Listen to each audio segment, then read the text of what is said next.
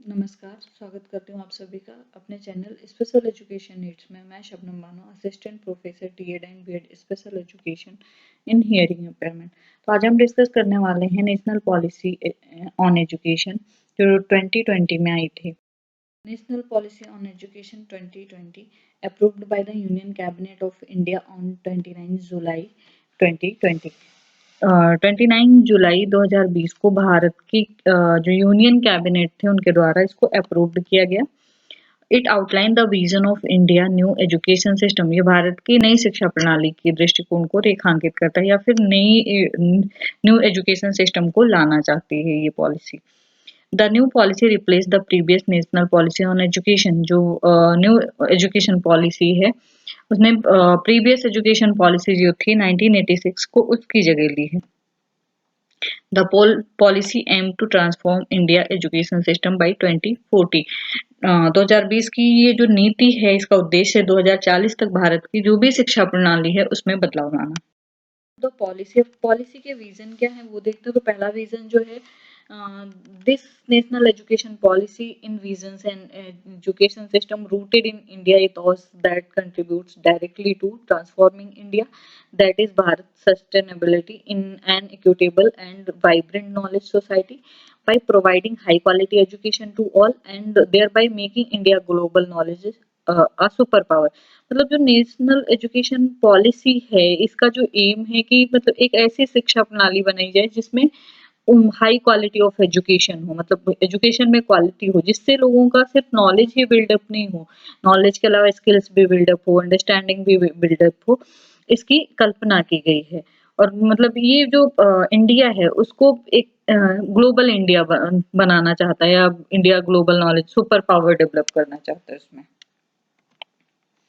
The policy envision that the curriculum and pedagogy of our institution must develop among that student a deep sense of respect toward the fundamental duties and constitutional value। ये इसमें जो भी curriculum या pedagogy है institution के उनके प्रति लोगों की जो फंडामेंटल ड्यूटीज हैं या फिर जो वैल्यूज हैं कॉन्स्टिट्यूशनल उनके प्रति रिस्पेक्ट डेवलप करना, बाउंडिंग विथ अदर कंट्री दूसरे कंट्री के साथ बाउंड रखना अच्छा, and a conscious awareness of the one roles and responsibility in a changing world। मतलब दुनिया जो दुनिया बदल रही है उसमें क्या बदलाव की बच्चों की खुद की भूमिका है उस पर ज्यादा फोकस किया है। इसका जो तीसरा विजन है वो देखते हैं हम। The vision of the policy is to instil among the learner a deep rooted pride in a being Indian, not only in thought but also spirit, intellect and deeds, as well as to develop knowledge, skills, values, and dispositions that support responsible commitment to human rights, sustainable development and living, and global well-being, thereby reflecting a truly global citizen।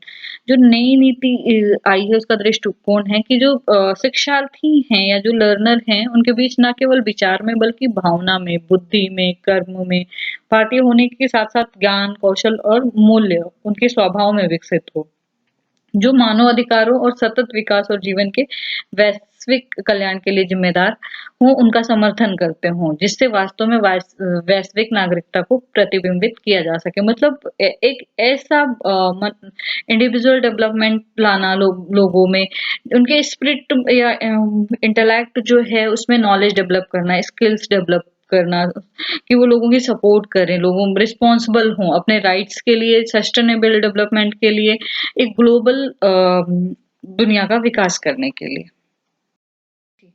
अब इस policy के new education policy या national education policy जो आई है उसके principal क्या है उसके बारे में हम जानते हैं। तो recognising, identifying and fostering the unique capability of each student. कोई भी छात्र है, कोई भी स्टूडेंट है, उसमें सब में यूनिकनेस होती है, सब में इंडिविजुअल डिफरेंस होते हैं, सबकी अपनी अलग कैपेबिलिटी होती है काम को करने के लिए, प्रॉब्लम को सॉल्व करने के लिए। तो जो उनकी यूनिक कैपेबिलिटी है उनको पहचानना और बढ़ावा देना इस पॉलिसी का प्रिंसिपल है। दूसरे प्रिंसिपल के बारे में जानते हैं। To achieve foundational literacy and numeracy, मतलब जो फाउंडेशनल लिटरेसी और न्यूमेरेसी है उसको प्राप्त करना। तीसरा जो है flexibility, learner have to ability to choose their learning inventories and programme. मतलब जो भी लर्नर है वो अपनी कैपेबिलिटी या अपनी एबिलिटी के अनुसार लर्निंग की जो भी चीजें हैं, करिकुलम है, कोर्स है, वो चूज कर सकते हैं। No hard separation between art and science, between curricular and extracurricular activity, between occasional and academic stream। व्यावसायिक और शैक्षणिक धारा के बीच, पाठचर्या और पाठ्योत्तर गतिविधियों के बीच, कला विज्ञान के बीच कोई कठिन अलगाव नहीं होगा। मतलब जो भी सब्जेक्ट दिए होंगे, चाहे वो आर्ट हो, साइंस हो, करिकुलर हो, एक्स्ट्रा करिकुलर एक्टिविटी हो, वोकेशनल हो या एकेडमिक स्ट्रीम हो, उन सबके बीच कोई हार्ड सेपरेशन नहीं होगा। Emphasis on conceptual understanding, creativity, and critical thinking, synergy in curriculum across all level of education. इसमें वैचारिक समझ, क्रिएटिविटी, क्रिटिकल थिंकिंग और शिक्षा के सभी स्तरों में पाठ्यक्रम में तालमेल पर जोर होना चाहिए। मतलब सबको शामिल करना चाहिए, चाहे वो क्रिटिकल थिंकिंग हो, क्रिएटिविटी हो, कॉन्सेप्चुअल अंडरस्टैंडिंग हो, सारी चीजों को करिकुलम में शामिल करना चाहिए। Ethics and human constitutional value, नैतिकता और मानव और संवैधानिक मूल्य। मतलब जो कॉन्स्टिट्यूशनल वैल्यू है, जो भी कॉन्स्टिट्यूशन में प्रिंसिपल हैं या फिर उसकी ड्यूटीज हैं या राइट्स हैं, सबकी वैल्यू करनी चाहिए। एथिक्स एंड ह्यूमन की मोरल चीजों की वैल्यू करनी चाहिए, उनकी नैतिकता, उनकी खुद की इंडिविजुअलिटी होती है। तो इस पॉलिसी का मानना है कि सभी को मोरल वैल्यू देनी चाहिए या कॉन्स्टिट्यूशन जो है उसको भी वैल्यू देनी चाहिए। Promotion multilingualism and power of language, बहुभाषावाद और भाषा की शक्ति को बढ़ावा देना। बहुभाषावाद इसलिए क्योंकि कहीं भी जाके किसी को कम्युनिकेशन करने में दिक्कत नहीं हो, इसलिए प्रमोशन ऑफ मल्टीलिंगुअलिज्म। जैसे अगर किसी टीचर के पास बहुभाषावाद है तो किसी भी डिफरेंट बैकग्राउंड के बच्चे आ जाएंगे तो उन्हें आसानी से सिखा सकता है, इसलिए बहुभाषावाद और भाषा की शक्ति को बढ़ावा देना। फुल इक्वालिटी एंड इंक्लूजन, पूर्ण समानता और समावेश, चाहे वो विमेन हो, चाहे मैन हो, चाहे लड़की हो, चाहे लड़का हो, चाहे डिसेबल्ड हो, चाहे नॉर्मल हो, सबको अवसर देना समानता का और सबको समान अवसर देना और सबका इंक्लूजन करना।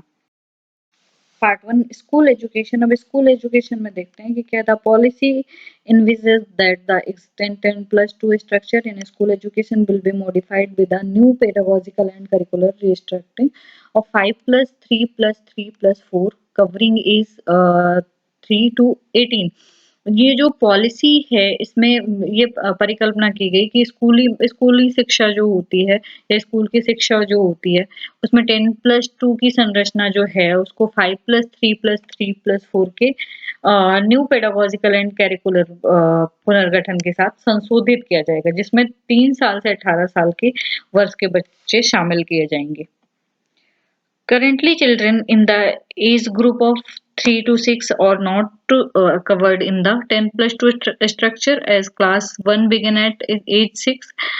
In the new 5+3+3+4 structure, strong basis early childhood care and education from age 3 is also included, which is aimed at promoting better overall learning, development and well-being।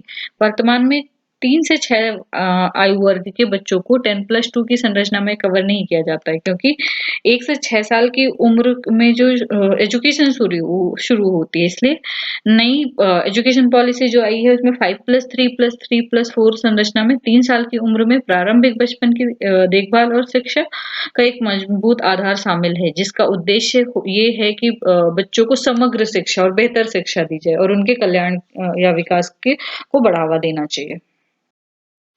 Thank you for watching my video. I hope आप सभी को ये video पसंद आई है। ये पूरी video नहीं है, इसमें बहुत सारी चीज़ें अभी छूट गई हैं। जो चीज़ें छूटी हैं मैं उससे अपने नेक्स्ट वीडियो में ज़रूर कवर करूँगी और उसके लिए देखते रहिए मेरा चैनल। थैंक यू, धन्यवाद, शुक्रिया।